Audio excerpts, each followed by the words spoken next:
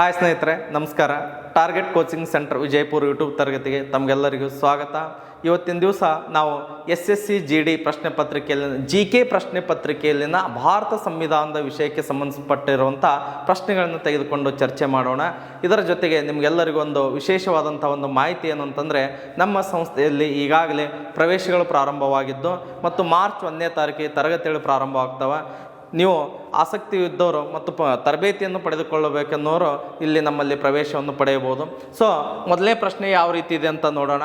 ನೋಡಿ, ಭಾರತೀಯ ಸಂವಿಧಾನದ ಈ ಕೆಳಗಿನ ಯಾವ ಅನುಚ್ಛೇದವು ಸಮಾನತೆ ಹಕ್ಕಿನಡಿ ಉಲ್ಲೇಖಿತವಾಗಿದೆ ಅಂತ ಕ್ವಶನ್ಸ್ ಇದೆ. ಅಂದರೆ ಸಮಾನತೆ ಹಕ್ಕಿನಡಿ ಉಲ್ಲೇಖಿತವಾಗಿರುವಂಥದ್ದು ಯಾವುದು ಅಂತ ಪ್ರಶ್ನೆಯನ್ನು ಕೇಳಿದ್ದಾರೆ ಸ್ನೇಹಿತರೆ. ಇಲ್ಲಿ ಆಪ್ಷನ್ಸ್ ನೋಡಿ, ಬಿರುದುಗಳು ಅಂತಿದೆ, ಶಿಕ್ಷಣದ ಹಕ್ಕು ಅಂತಿದೆ, ಜೀವ ಮತ್ತು ವೈಯಕ್ತಿಕ ಸ್ವಾತಂತ್ರ್ಯದ ರಕ್ಷಣೆ ಅಂತಿದೆ, ಧಾರ್ಮಿಕ ವ್ಯವಹಾರಗಳ ನಿರ್ವಹಣೆ ಸ್ವಾತಂತ್ರ್ಯ ಅಂತಿದೆ. ಇಲ್ಲಿ ಸರಿಯಾದಂಥ ಉತ್ತರ ಯಾವುದು ಸಮಾನತೆ ಹಕ್ಕಿನಡಿ ಬರ್ತದಂತ ನೋಡಿದ್ರೆ ಬಿರುದುಗಳು ಅಂತಿದೆ. ಇದು ಸರಿಯಾದಂಥ ಉತ್ತರ ಸ್ನೇಹಿತರೆ. ಅಂದರೆ ಪ್ರಶ್ನೆ ಯಾವುದ್ರ ಮೇಲೆ ಕೇಳಿದಾರನ ಅಂತಂದರೆ ಮೂಲಭೂತ ಹಕ್ಕುಗಳ ಮೇಲೆ ಪ್ರಶ್ನೆಯನ್ನು ಕೇಳಿದಾನೆ.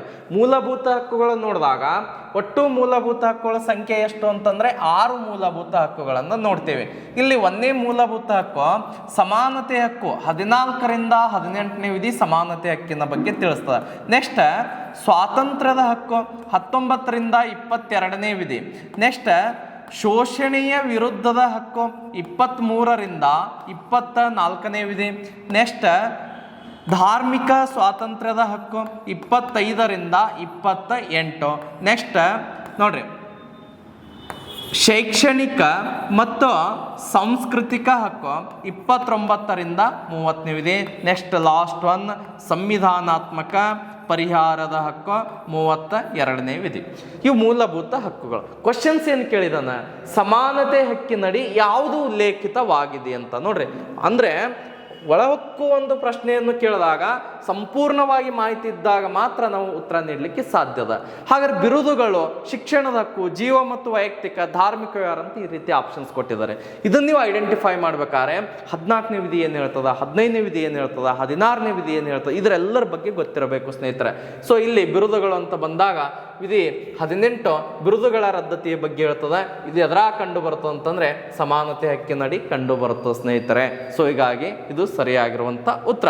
ಸೊ ನೆಕ್ಸ್ಟ್ ಕ್ವಶನ್ ಯಾವ ರೀತಿ ಇದೆ ಅಂತ ನೋಡೋಣ. ನೋಡಿ, ನೆಕ್ಸ್ಟ್ ಕ್ವಶನ್ಸ್, ಆಸ್ತಿಯನ್ನು ಹೊಂದುವ ಹಕ್ಕು ಭಾರತ ಸಂವಿಧಾನದ ಅಡಿಯಲ್ಲಿನ ಒಂದು ಡ್ಯಾಶ್ ಆಗಿದೆ ಅಂತಿದೆ. ಅಂದರೆ ಆಸ್ತಿ ಹಕ್ಕಿಗೆ ಸಂಬಂಧಿಸಿರುವಂಥದ್ದು. ಆಸ್ತಿ ಹೊಂದುವ ಹಕ್ಕು ಭಾರತ ಸಂವಿಧಾನದ ಅಡಿಯಲ್ಲಿನ ಒಂದು ಡ್ಯಾಶ್ ಆಗಿದೆ ಅಂತಿದೆ. ಹಾಗಾದರೆ ಸರಿಯಾದಂಥ ಉತ್ತರ ಯಾವುದಿದೆ ಅಂತ ನೋಡಿ, 4 ಆಪ್ಷನ್ಸ್ ಇದ್ದಾವೆ, ಐಡೆಂಟಿಫೈ ಮಾಡಿ. ಫಸ್ಟ್ ಆಪ್ಷನ್ಸ್ ನೋಡಿಬಿಡೋಣ. ನಿರ್ದೇಶಕ ತತ್ವ, ಸಂವಿಧಾನಿಕ ಹಕ್ಕು, ಮೂಲಭೂತ ಹಕ್ಕು, ಸಂವಿಧಾನಿಕವಲ್ಲದ ಹಕ್ಕು. ಬಹಳಷ್ಟು ವಿದ್ಯಾರ್ಥಿಗಳು ನಿರ್ದೇಶಕ ತತ್ವ ಅಲ್ಲ ಅಂತಾನು ಹೇಳ್ತಾರೆ, ಸಂವಿಧಾನಿಕವಲ್ಲದ ಹಕ್ಕು ಅಲ್ಲ, ಇವೆರಡು ತೆಗೆದು ಬಿಡ್ತಾರೆ. ಕನ್ಫ್ಯೂಸ್ ಆಗೋದಲ್ಲಿ ಸಂವಿಧಾನಿಕ ಹಕ್ಕು, ಮೂಲಭೂತ ಹಕ್ಕು ಇವೆರಡರೊಳಗೆ ಕನ್ಫ್ಯೂಸ್ ಆಗ್ತಾರೆ. ಹಾಗಾದ್ರೆ ಸರಿಯಾದಂಥ ಉತ್ತರ ಯಾವುದು ಅಂತಂದರೆ ಸಂವಿಧಾನಿಕ ಹಕ್ಕು. ಯಾಕಂತಂದರೆ ಪ್ರಸ್ತುತ ಆಸ್ತಿ ಮಾಡುವ ಅಥವಾ ಆಸ್ತಿ ಹೊಂದುವ ಹಕ್ಕು ಮೂಲಭೂತ ಹಕ್ಕುಗಳಲ್ಲಿ ಇಲ್ಲ. ಯಾಕಂದರೆ 1978ರಲ್ಲಿ 44ನೇ ತಿದ್ದುಪಡಿಯನ್ನು ಮಾಡುವುದರ ಮೂಲಕ ಆಸ್ತಿ ಹಕ್ಕನ್ನು ಏನು ಮಾಡ್ಯಾರೆ, ಮೂಲಭೂತ ಹಕ್ಕುಗಳ ಪಟ್ಟಿಯಿಂದ ತೆಗೆದು ಹಾಕ್ಯಾರ. ಮೂಲಭೂತ ಹಕ್ಕುಗಳ ಪಟ್ಟಿಯಿಂದ ತೆಗೆದುಹಾಕು ಪ್ರಸ್ತುತ ಭಾಗ 12ರಲ್ಲಿ ನೋಡ್ರಿ, ಪ್ರಸ್ತುತ ಭಾಗ 12ರಲ್ಲಿ ವಿಧಿ 300A ವಿಧಿಯಡಿಯಲ್ಲಿ ಕಾನೂನಾತ್ಮಕ ಹಕ್ಕನ್ನಾಗಿ ಅಳವಡಿಸಲಾಗಿದೆ. ಇಂಪಾರ್ಟೆಂಟ್, ಕಾನೂನಾತ್ಮಕ ಹಕ್ಕನ್ನಾಗಿ ಆಸ್ತಿ ಹಕ್ಕನ್ನು ಅಳವಡಿಸಲಾಗಿದೆ. ಹೀಗಾಗಿ ಮೂಲಭೂತ ಹಕ್ಕುಗಳಲ್ಲಿ ಇದು ಬರುವುದಿಲ್ಲ, ಇದು ಕೇವಲ ಕಾನೂನಾತ್ಮಕ ಹಕ್ಕು ಅಥವಾ ಸಂವಿಧಾನಿಕ ಹಕ್ಕು ಅಂತ ಹೇಳ್ತೀವಿ. ಇದು ಸರಿಯಾಗಿರುವಂಥ ಉತ್ತರ ಸ್ನೇಹಿತರೆ, ಇದು ನಿಮ್ಗೆ ಗೊತ್ತಿರಬೇಕು. ಓಕೆ, ನೆಕ್ಸ್ಟ್ ನೋಡಿ, ನೆಕ್ಸ್ಟ್ ಕ್ವಶನ್ ಯಾವ ರೀತಿ ಇದೆ ಅಂತ ನೋಡಿ. ನೆಕ್ಸ್ಟ್ ಕ್ವಶನ್, ಭಾರತ ಸಂವಿಧಾನದ ಅನುಚ್ಛೇದ 168ರಂತೆ ರಾಜ್ಯ ಶಾಸಕಾಂಗದ 2 ಸದನಗಳಿದ್ದು ಒಂದನ್ನು ಡ್ಯಾಶ್ ಎಂದು ಇನ್ನೊಂದನ್ನು ವಿಧಾನಸಭೆ ಎಂದು ಕರೆಯಲಾಗುತ್ತದೆ. ಅಂದರೆ 168ನೇ ವಿಧಿಯ ಪ್ರಕಾರ ರಾಜ್ಯ ಶಾಸಕಾಂಗವನ್ನು ಪರಿಗಣಿಸಿದಾಗ 2 ಸದನಗಳದವ ಅಂತ ಹೇಳ್ತಾರೆ.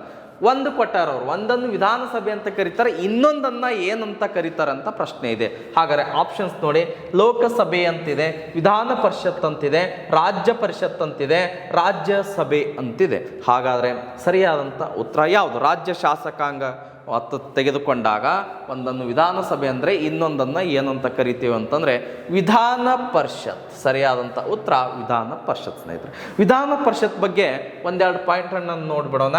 ವಿಧಾನ ಪರಿಷತ್ ಬಗ್ಗೆ ತಿಳಿಸುವಂಥ ವಿಧಿ ಎಷ್ಟು ಅಂತಂದರೆ 171ನೇ ವಿಧಿ ವಿಧಾನ ಪರಿಷತ್ ಬಗ್ಗೆ ತಿಳಿಸ್ತು ಸ್ನೇಹಿತರೆ. ಹಾಗಾದರೆ ವಿಧಾನ ಪರಿಷತ್ತನ್ನು ರಾಜ್ಯ ಶಾಸಕಾಂಗದ ಮೇಲ್ಮನೆ ಅಂತ ಕರೀತಾರೆ. ರಾಜ್ಯ ಶಾಸಕಾಂಗದ ಮೇಲ್ಮನೆ ಅಂತ ಕರೀತಾರೆ. ಯಾವುದಕ್ಕೆ? ವಿಧಾನ ಪರಿಷತ್ತಿಗೆ. ಈ ವಿಧಾನ ಪರಿಷತ್ತು ಪರೋಕ್ಷವಾಗಿ, ಪ್ರತ್ಯಕ್ಷ ಅಲ್ಲ, ಪರೋಕ್ಷವಾಗಿ ಚುನಾಯಿತವಾದಂಥ ಸಂಸ್ಥೆಯಾಗಿದೆ. ಯಾವುದು? ವಿಧಾನ ಪರಿಷತ್. ವಿಧಾನ ಪರಿಷತ್ತಿನ ಅಧಿಕಾರಾವಧಿ ಎಷ್ಟು ಅಂತಂದರೆ ಇದೊಂದು ಶಾಶ್ವತ ಸದನ. ಗೊತ್ತಿರಲಿ, ಯಾವುದು? ವಿಧಾನ ಪರಿಷತ್ ಇದೊಂದು ಶಾಶ್ವತ ಸದನ. ಅದೇ ವಿಧಾನ ಪರಿಷತ್ ಸದಸ್ಯರ ಅಧಿಕಾರಾವಧಿ ನೋಡ್ರಿ, ಸದಸ್ಯರ ಅಧಿಕಾರಾವಧಿ ಎಷ್ಟು ಅಂತಂದರೆ 6 ವರ್ಷ. ವಿಧಾನ ಪರಿಷತ್ ಸದಸ್ಯರ ಅಧಿಕಾರಾವಧಿ ಎಷ್ಟು ಅಂತಂದರೆ 6 ವರ್ಷ ಸ್ನೇಹಿತರೆ. ಇದ್ರ ಬಗ್ಗೆನೂ ಕೂಡ ನಿಮಗೆ ಒಂದಿಷ್ಟು ಮಾಹಿತಿ ಗೊತ್ತಿರಲೇಬೇಕು. ಓಕೆ, ನೆಕ್ಸ್ಟ್ ಕ್ವಶನ್ ನೋಡಿ.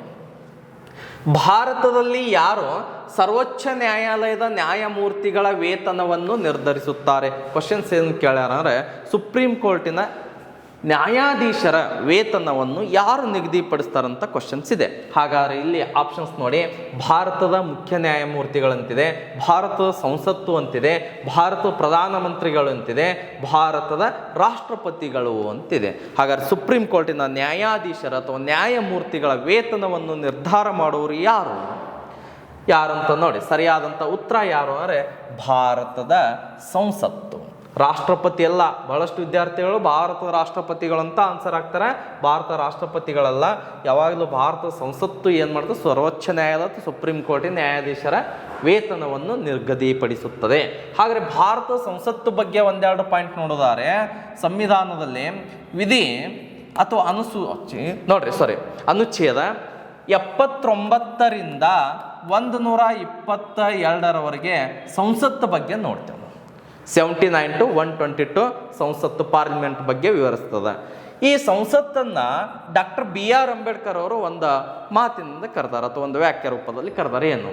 ಸಂಸತ್ತು ಅನ್ನೋದು ಜನಾಧಿಕಾರದ, ನೋಡ್ರಿ ಎಂಥ ಅದ್ಭುತವಾದಂಥ ವ್ಯಾಖ್ಯ, ಜನಾಧಿಕಾರದ ದೇಗುಲವಾಗಿದೆ ಅಂತ ಹೇಳ್ತಾರೆ. ಜನಾಧಿಕಾರದ ದೇಗುಲವಾಗಿದೆ. ಯಾರನ್ನು ಕರೆದ್ರು ಆ ರೀತಿ ಅಂತಂದರೆ ಡಾಕ್ಟರ್ BR ಅಂಬೇಡ್ಕರ್, ಭಾರತ ಸಂವಿಧಾನದ ಶಿಲ್ಪಿ ಡಾಕ್ಟರ್ BR ಅಂಬೇಡ್ಕರ್ ಅವರು ಭಾರತ ಸಂಸತ್ತನ್ನು ಏನಂತ ಕರೆದ್ರು ಅಂತಂದರೆ ಜನಾಧಿಕಾರದ ದೇಗುಲವಾಗಿದೆ ಅಂತ ಕರೀತಾರೆ.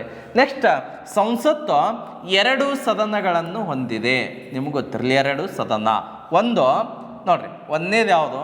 ಲೋಕಸಭೆ ಅಂತ ಹೇಳ್ತೇವೆ, ಲೋಕಸಭೆ. ನೆಕ್ಸ್ಟ್, 2ನೇ ಸದನ ರಾಜ್ಯಸಭೆ ಸ್ನೇಹಿತರೆ. ಸಂಸತ್ತು ಎಷ್ಟು ಸದನ ಹೊಂದಿದೆ ಅಂತಂದರೆ 2 ಸದನಗಳನ್ನು ಹೊಂದಿದೆ. ಸಂಸತ್ತಿನ ಗರಿಷ್ಠ ಸದಸ್ಯರ ಸಂಖ್ಯೆ ಎಷ್ಟು? ಇಂಪಾರ್ಟೆಂಟ್. ಗರಿಷ್ಠ ಸದಸ್ಯರ ಸಂಖ್ಯೆ ಎಷ್ಟು ಅಂತಂದರೆ ಇದು ಕೂಡ ಗೊತ್ತಿರಲಿ, 800. ಸಂಸತ್ತಿನ ಗರಿಷ್ಠ ಸದಸ್ಯರ ಸಂಖ್ಯೆ ಎಷ್ಟು ಅಂದರೆ 800. ನೂತನ ಸಂಸತ್ ಭವನದ ಶಿಲ್ಪಿ ಯಾರು? Very very important. ನೂತನ ಸಂಸತ್ ಭವನದ ಶಿಲ್ಪಿ ಯಾರು ಅಂತಂದರೆ ಬಿಮಲ್ ಪಟೇಲ್. ಯಾರ್ರೀ? ಬಿಮಲ್ ಪಟೇಲ್ ಅಂತ ಹೇಳ್ತೇವೆ. ನೂತನ ಸಂಸತ್ ಭವನದ ಶಿಲ್ಪಿ ಬಿಮಲ್ ಪಟೇಲ್. ಸಂಸತ್ ಬಗ್ಗೆ ಒಂದಿಷ್ಟು ಗೊತ್ತಿರಲಿ ಮಾಹಿತಿ. ಓಕೆ, ನೆಕ್ಸ್ಟ್ ಕ್ವಶನ್ಸ್ ನೋಡೋಣ. ನೋಡಿ, ನೆಕ್ಸ್ಟ್ ಕ್ವಶನ್. ಭಾರತದ ಅಟಾರ್ನಿ ಜನರಲ್ ಅವರು ಡ್ಯಾಶ್ ಅಪೇಕ್ಷೆಗನುಗುಣವಾಗಿ ಅಧಿಕಾರವನ್ನು ಹೊಂದಿರುತ್ತಾರೆ. ಅಂದರೆ ಕ್ವಶನ್ಸ್ ಏನು ಕೇಳ್ಯಾರ, ಭಾರತ ಅಟಾರ್ನಿ ಜನರಲ್ ಅವರು ಯಾರ ಒಂದು ಇಚ್ಛೆಯ ಪರ್ಯಂತವಾಗಿ ಅಧಿಕಾರದಲ್ಲಿ ಇರುತ್ತಾರೆ ಅಂತ ಕ್ವಶನ್ಸ್ ಇದೆ. ಇಲ್ಲಿ ಆಪ್ಷನ್ಸ್ ನೋಡಿ, ಭಾರತದ ಕಾನೂನು ಮಂತ್ರಿ, ಭಾರತದ ರಾಷ್ಟ್ರಪತಿ, ಪ್ರಧಾನಮಂತ್ರಿ, ಭಾರತದ ಮುಖ್ಯ ನ್ಯಾಯಮೂರ್ತಿ. ಹಾಗಾದರೆ ಸರಿಯಾದಂಥ ಉತ್ತರ ಯಾವುದು? ಭಾರತ ಅಟಾರ್ನಿ ಜನರಲ್ ಅವರು ಯಾರ ಒಂದು ಅಪೇಕ್ಷೆಗನುಗುಣವಾಗಿ ಅಧಿಕಾರದಲ್ಲಿ ಇರ್ತಾರೆ ಅಂತಂದರೆ ಭಾರತದ ರಾಷ್ಟ್ರಪತಿಗಳ. ಇದು ನಿಮಗೆ ಗೊತ್ತಿರಲಿ, ಭಾರತ ರಾಷ್ಟ್ರಪತಿಯ ಇಚ್ಛೆಗನುಸಾರವಾಗಿ ಅಧಿಕಾರದಲ್ಲಿ ಇರುತ್ತಾರೆ.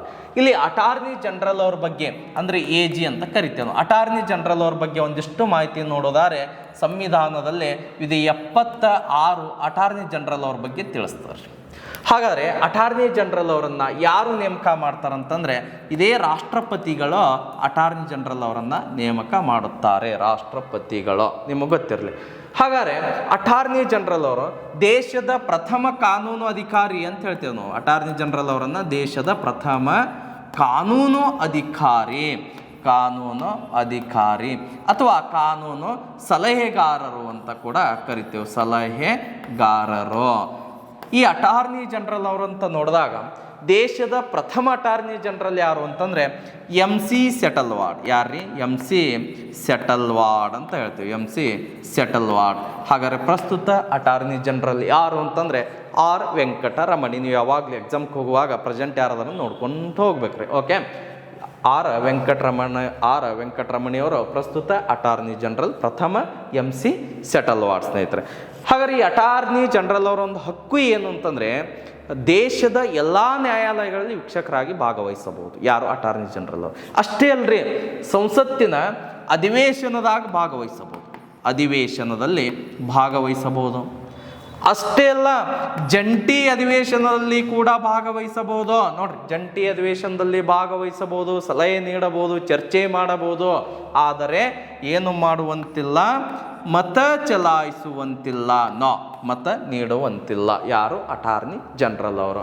ಈ ಅಟಾರ್ನಿ ಜನರಲ್ ಅವ್ರ ಬಗ್ಗೆ ಒಂದಿಷ್ಟು ಮಾಹಿತಿ ನಿಮಗೆ ಗೊತ್ತಿರಲಿ ಸ್ನೇಹಿತರೆ. ಓಕೆ, ನೆಕ್ಸ್ಟ್ ಕ್ವಶನ್ ನೋಡೋಣ. ನೋಡಿ, ನವೆಂಬರ್ 2023 ಮಾಹಿತಿಯಂತೆ ಭಾರತ ಸಂವಿಧಾನದಲ್ಲಿ ಎಷ್ಟು ಮೂಲಭೂತ ಕರ್ತವ್ಯಗಳಿವೆ? 2023 ಅಂತ ಕೇಳ್ಯಾರ. ಅದನ್ನು ನೋಡೋಣ. ಪ್ರೆಸೆಂಟ್ ಇಲ್ಲಿವರೆಗೆ ಅಂತಲೂ ನೀವು ಇಟ್ಕೊಂಡು ಬಿಡ್ರಿ. ಹಾಗಾದ್ರೆ ಆಪ್ಷನ್ಸ್ ನೋಡಿ: 11, 9, 10, 8. ಹಾಗಾದರೆ ಪ್ರಸ್ತುತ ಎಷ್ಟು ಮೂಲಭೂತ ಕರ್ತವ್ಯಗಳಿದಾವೆ ಅಂತ ನೋಡಿದಾಗ ಸರಿಯಾದಂಥ ಉತ್ತರ 11 ಮೂಲಭೂತ ಕರ್ತವ್ಯಗಳು ಸ್ನೇಹಿತರೆ. ಇಲ್ಲಿ ಮೂಲಭೂತ ಕರ್ತವ್ಯಗಳ ಬಗ್ಗೆ ಒಂದಿಷ್ಟು ಮಾಹಿತಿಯನ್ನು ನಾವು ನೋಡೋದಾದರೆ, ಮೂಲಭೂತ ಕರ್ತವ್ಯಗಳು ಸಂವಿಧಾನದ ಎಷ್ಟನೇ ಭಾಗದಲ್ಲಿ ಕಂಡುಬರುತ್ತದೆ? ಸಂವಿಧಾನದ ಭಾಗ 4A ಮೂಲಭೂತ ಕರ್ತವ್ಯಗಳು ಕಂಡುಬರುತ್ತವೆ. ಹಾಗಾದರೆ ಮೂಲಭೂತ ಕರ್ತವ್ಯಗಳು ಯಾವ ವಿಧಿಯಲ್ಲಿ ಅಡಕವಾಗಿವೆ ಅಥವಾ ಯಾವ ವಿಧಿಯಲ್ಲಿ ಸೇರಿಸಲಾಗಿದೆ ಅಂತಂದರೆ ನೋಡ್ರಿ, 51A A ಇಂದ K ವರೆಗೆ ಒಟ್ಟು 11 ಮೂಲಭೂತ ಕರ್ತವ್ಯಗಳಿರುವುದನ್ನು ನೋಡ್ತೇವೆ. ಹಾಗಾದರೆ ಮೂಲಭೂತ ಕರ್ತವ್ಯಗಳು ಯಾವ ರಾಷ್ಟ್ರದಿಂದ ಎರವಲು ಪಡೆಯಲಾಗಿದೆ? ರಷ್ಯಾ ರಾಷ್ಟ್ರದಿಂದ ಮೂಲಭೂತ ಕರ್ತವ್ಯಗಳನ್ನು ಎರವಲು ಪಡೆಯಲಾಗಿದೆ ಸ್ನೇಹಿತರೆ. ಹಾಗಾದರೆ ಪ್ರಸ್ತುತ ಎಷ್ಟು? 11 ಮೂಲಭೂತ ಕರ್ತವ್ಯಗಳು. ಹಾಗಾದ್ರೆ ಭಾರತ ಸಂವಿಧಾನದಲ್ಲಿ, ಸಂವಿಧಾನದ ಪ್ರಾರಂಭದಲ್ಲಿ ಮೂಲಭೂತ ಕರ್ತವ್ಯಗಳಿರಲಿಲ್ಲ. ಯಾವಾಗ ಸೇರ್ಪಡೆ ಮಾಡಿದ್ರು ಅಂತಂದರೆ 1976ರಲ್ಲಿ. ನೋಡಿ,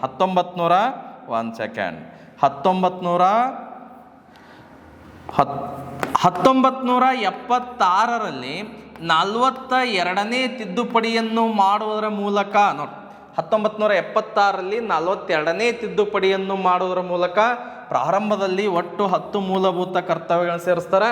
ಮುಂದೆ 1986ರಲ್ಲಿ 11ನೇ ಮೂಲಭೂತ ಕರ್ತವ್ಯ ಸೇರಿಸ್ತಾರೆ. ಪ್ರೆಸೆಂಟ್ 11. 1976ರಲ್ಲಿ 42ನೇ ತಿದ್ದುಪಡಿ ಮೂಲಕ 10 ಮೂಲಭೂತ ಕರ್ತವ್ಯಗಳನ್ನು ಸೇರಿಸ್ತಾರೆ. ಯಾರ ಶಿಫಾರಸ್ಸಿನ ಮೇರೆಗೆ ಅಂತಂದರೆ ಸರ್ದಾರ ಸ್ವರ್ಣಸಿಂಗ ಸಮಿತಿಯ ಶಿಫಾರಸ್ಸಿನ ಮೇರೆಗೆ. ಸ್ವರ್ಣಸಿಂಗ ಸಮಿತಿಯ ಶಿಫಾರಸ್ಸಿನ ಮೇರೆಗೆ ಮೂಲಭೂತ ಕರ್ತವ್ಯಗಳನ್ನು ನಮ್ಮ ಸಂವಿಧಾನದಲ್ಲಿ ಸೇರಿಸ್ತಾರೆ. ಇದು ಕೂಡ ನಿಮಗೆ ಗೊತ್ತಿರಲಿ. ಓಕೆ, ನೆಕ್ಸ್ಟ್ ಕ್ವಶನ್ ನೋಡಿ. ಭಾರತದಲ್ಲಿ ನ್ಯಾಯಿಕ ಪರಿಶೀಲನೆ ಪರಿಕಲ್ಪನೆಯು ಡ್ಯಾಶ್ ಎಂದು ಕಂಡುಬಂದ ಕಾನೂನುಗಳನ್ನು ಪರಿಶೀಲಿಸಲು ಮತ್ತು ರದ್ದುಗೊಳಿಸಲು ನ್ಯಾಯಾಂಗಕ್ಕೆ ಅನುವು ಮಾಡಿಕೊಡುತ್ತದೆ ಅಂತಿದೆ. ಆಪ್ಷನ್ಸ್: ಮೂಲಭೂತ ಹಕ್ಕುಗಳ ಉಲ್ಲಂಘನೆಯಾಗಿದೆ, ರಾಜ್ಯ ಶಾಸಕಾಂಗದಲ್ಲಿ 3/2 ಬಹುಮತದಿಂದ ಬೆಂಬಲಿತವಾಗಿದೆ, ರಾಷ್ಟ್ರಪತಿಯ ಬೆಂಬಲವಿದೆ, ಸಂಸತ್ತಿನಿಂದ ಅಂಗೀಕರಿಸಿದೆ. ಹಾಗಾದ್ರೆ ಸರಿಯಾದಂಥ ಉತ್ತರ, ಮೊದಲು ಕ್ವಶನ್ ಅರ್ಥ ಮಾಡಿಕೊಡ್ರಿ.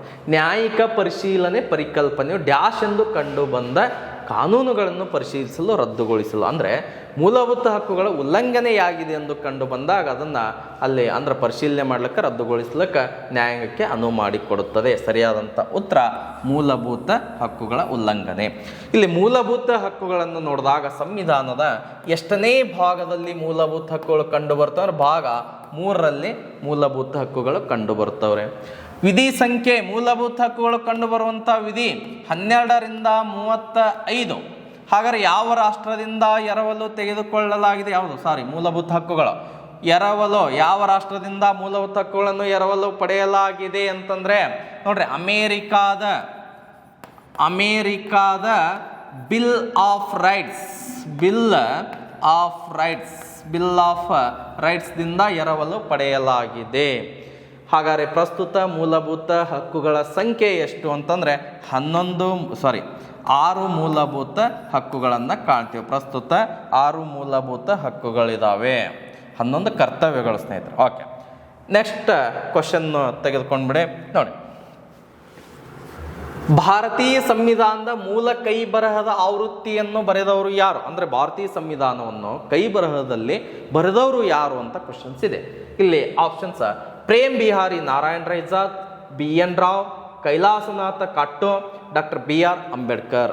ಬಹಳಷ್ಟು ವಿದ್ಯಾರ್ಥಿಗಳು ಡಾಕ್ಟರ್ BR ಅಂಬೇಡ್ಕರ್ ಅಂತ ಹಾಕಿಬಿಡ್ತಾರೆ. ಯಾಕಂದರೆ ಭಾರತ ಸಂವಿಧಾನ ಶಿಲ್ಪಿ ಯಾರು ಅಂತಂದರೆ ಡಾಕ್ಟರ್ BR ಅಂಬೇಡ್ಕರ್. ಆದರೆ ಕ್ವಶನ್ಸ್ ಏನಿದೆ, ಭಾರತೀಯ ಸಂವಿಧಾನದ ಮೂಲ ಕೈ ಬರಹದ ಆವೃತ್ತಿಯನ್ನು ಬರೆದವರು ಯಾರು ಅಂತಂದರೆ ಪ್ರೇಮ ಬಿಹಾರಿ ನಾರಾಯಣ ರೈಜಾದ್. ಸ್ನೇಹಿತರೆ, ಇದು ಗೊತ್ತಿರಲೇಬೇಕು.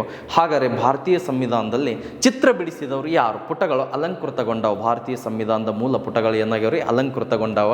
ಅಲ್ಲಿ ಚಿತ್ರ ಬಿಡಿಸಿದವರು ಯಾರು ಅಂತಂದರೆ ನೋಡ್ರಿ, ರಾಮ್ ಮನೋಹರ್ ಸಿನ್ಹಾ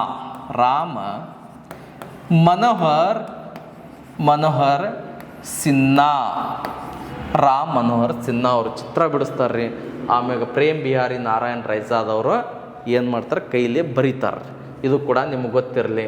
ಹಾಗಾದರೆ ಭಾರತ ಸಂವಿಧಾನ ಎಷ್ಟು ದಿವಸ ಬರೋರು ಅಂತಂದರೆ 2 ವರ್ಷ.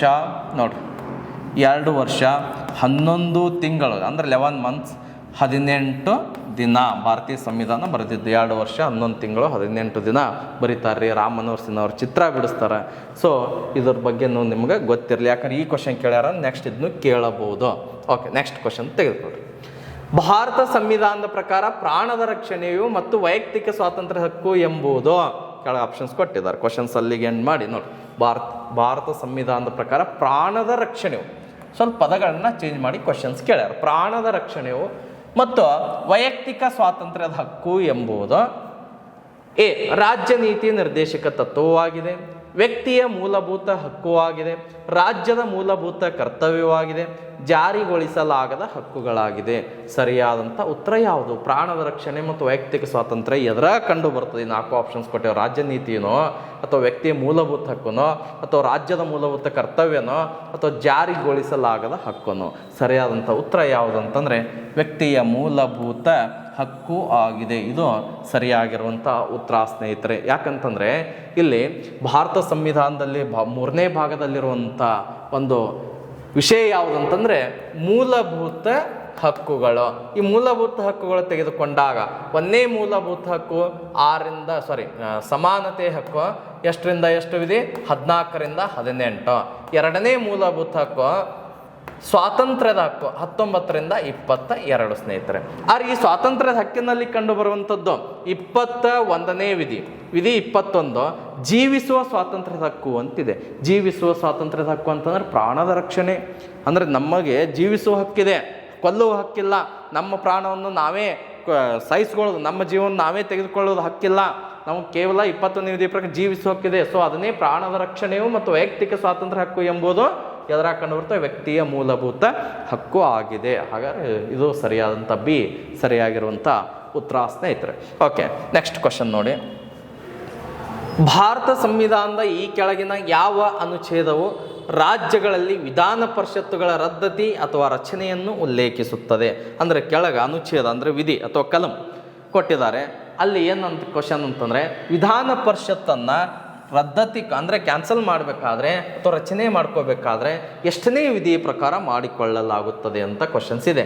ಆಪ್ಷನ್ಸ್: ಅನುಚ್ಛೇದ 169, ಅನುಚ್ಛೇದ 161, ಅನುಚ್ಛೇದ 165, ಅನುಚ್ಛೇದ 173. ಅನುಚ್ಛೇದ 173. ಈ ಹಾಗಾದ್ರೆ ಸರಿಯಾದಂಥ ಉತ್ತರ ಯಾವುದು ಅಂತಂದ್ರೆ ಸ್ನೇಹಿತರೆ ಎ ಇದೆ ನೋಡಿ, ಅನುಚ್ಛೇದ 169. ಈ 169ನೇ ವಿಧಿಯ ಪ್ರಕಾರ ಯಾವುದೇ ಒಂದು ರಾಜ್ಯ ವಿಧಾನ ಪರಿಷತ್ತನ್ನು ರಚನೆ ಮಾಡಿಕೊಳ್ಳಬಹುದು ಅಥವಾ ರದ್ದುಪಡಿಸಬಹುದು. ವಿಧಾನಸಭೆಯ ಆ ರಾಜ್ಯದ ವಿಧಾನಸಭೆಯ ಬಹುಮತ ವಿಶೇಷವಾದಂಥ ನೋಡ್ರಿ, ಆ ರಾಜ್ಯದ ವಿಧಾನಸಭೆಯ ವಿಶೇಷ ಬಹುಮತದ ಮೂಲಕ ಒಂದು ನಿರ್ಣಯವನ್ನು ಹೊರಡಿಸುವ ಮೂಲಕ ವಿಧಾನ ಪರಿಷತ್ತನ್ನು ರಚನೆ ಮಾಡಿಕೊಳ್ಳಬಹುದು ಅಥವಾ ರದ್ದುಪಡಿಸಿಕೊಳ್ಳಬಹುದು. ಹಾಗಾದರೆ ವಿಧಾನ ಪರಿಷತ್ತಿನ ಸದಸ್ಯರ ಸಂಖ್ಯೆ ಎಷ್ಟಿರಬೇಕು ಅಂತಂದರೆ, ಆ ರಾಜ್ಯದ ವಿಧಾನಸಭೆಯ ನೋಡ್ರಿ, ಆ ರಾಜ್ಯದ ವಿಧಾನಸಭೆಯ 1/3 ಸದಸ್ಯರು ಮಾತ್ರ ವಿಧಾನ ಪರಿಷತ್ ಸದಸ್ಯರು ಇರಬೇಕು, ಅದಕ್ಕಿಂತಲೂ ಹೆಚ್ಚಿಗೆ ಇರಬಾರದು. ಎಷ್ಟು? 1/3. ಹಾಗಾದರೆ ಕನಿಷ್ಠ ಸದಸ್ಯರು ಎಷ್ಟಿರಬೇಕು? ವಿಧಾನ ಪರಿಷತ್ತಿನ ಕನಿಷ್ಠ ಸದಸ್ಯರ ಸಂಖ್ಯೆ ಎಷ್ಟು ಅಂದ್ರೆ 40 ಸದಸ್ಯರು, 40% ಅಲ್ಲ, 40 ಸದಸ್ಯರು ಇರಬೇಕು, ಇದು ಕನಿಷ್ಠ. ಆದರೆ ಕರ್ನಾಟಕ ವಿಧಾನ ಪರಿಷತ್ತಿನ ಸದಸ್ಯರ ಸಂಖ್ಯೆ ಎಷ್ಟು ಅಂದರೆ 75, ಇದು ಕೂಡ ನಿಮಗೆ ಗೊತ್ತಿರಲಿ. ಓಕೆ, ನೆಕ್ಸ್ಟ್, ರಾಜ್ಯಸಭೆಯ ಸದಸ್ಯನಾಗಲು ಬೇಕಾದ ಕನಿಷ್ಠ ವಯಸ್ಸು ಎಷ್ಟು? ಒಬ್ಬ ವ್ಯಕ್ತಿ ರಾಜ್ಯಸಭೆಯ ಸದಸ್ಯನಾಗಬೇಕಾದರೆ ಆತನಿಗೆ ಕನಿಷ್ಠ ವಯಸ್ಸು ಎಷ್ಟಾಗಿರಬೇಕು? Options: A 35, B 30, C 40, D 25. ಹಾಗಾದರೆ ಸರಿಯಾದಂಥ ಉತ್ತರ ಯಾವುದು? ರಾಜ್ಯಸಭೆಯ ಸದಸ್ಯನಾಗಬೇಕಾದರೆ ವಯಸ್ಸು ಎಷ್ಟಿರಬೇಕು ಅಂತಂದರೆ ಆಪ್ಷನ್ಸ್ ಬಿ, 30 ವರ್ಷ ವಯಸ್ಸಿರಲೇಬೇಕು. ರಾಜ್ಯಸಭೆಯ 30 ಆದರೆ ಲೋಕಸಭೆಯ ಸದಸ್ಯನಾಗಬೇಕಾದರೆ ಕನಿಷ್ಠ ವಯಸ್ಸು ಎಷ್ಟಿರಬೇಕು? 25. ಹಾಗಾದರೆ ವಿಧಾನಸಭೆಯ ಸದಸ್ಯನಾಗಬೇಕಾದರೆ ನೋಡ್ರಿ, ವಿಧಾನಸಭೆಯ ಸದಸ್ಯನಾಗಬೇಕಾದರೆ ಕನಿಷ್ಠ ವಯಸ್ಸು ಎಷ್ಟಿರಬೇಕು? 25. ಹಾಗಾದರೆ ವಿಧಾನ ಪರಿಷತ್ ಸದಸ್ಯನಾಗಬೇಕಾದ್ರೆ ಕನಿಷ್ಠ ವಯಸ್ಸು ಎಷ್ಟಿರಬೇಕು? 30. ಇವೆಲ್ಲ ಗೊತ್ತಿರಬೇಕು ಸ್ನೇಹಿತರೆ. ಓಕೆ, ಇವು SSC GDಯಲ್ಲಿ ಕೇಳಿರುವಂಥ GK ಪ್ರಶ್ನೆ ಪತ್ರಿಕೆಯಲ್ಲಿ ಕೇಳಿರುವಂಥ ಭಾರತ ಸಂವಿಧಾನದಲ್ಲಿನ ಕ್ವಶನ್ಸ್ಗಳ್ರಿ. ಪ್ಯೂವರಾಗಿ SSC GDಯಲ್ಲಿ ಕೇಳಿರುವಂಥ ಭಾರತ ಸಂವಿಧಾನದ ಕ್ವಶನ್ಸ್ಗಳನ್ನು ಇವತ್ತು ನಾವು ಚರ್ಚೆ ಮಾಡೇವೆ. ಇನ್ನೂ ಹಲವಾರು ಪ್ರಶ್ನೆಗಳದಾವ. ನೆಕ್ಸ್ಟ್ ತರಗತಿಯಲ್ಲಿ ಆ ಕ್ವಶನ್ಸ್ ಕೂಡ ಅಂದರೆ ಉಳಿದಂಥ ಕ್ವಶನ್ ಕೂಡ ನಾವು ಚರ್ಚೆ ಮಾಡೋಣ. Okay, thank you so much.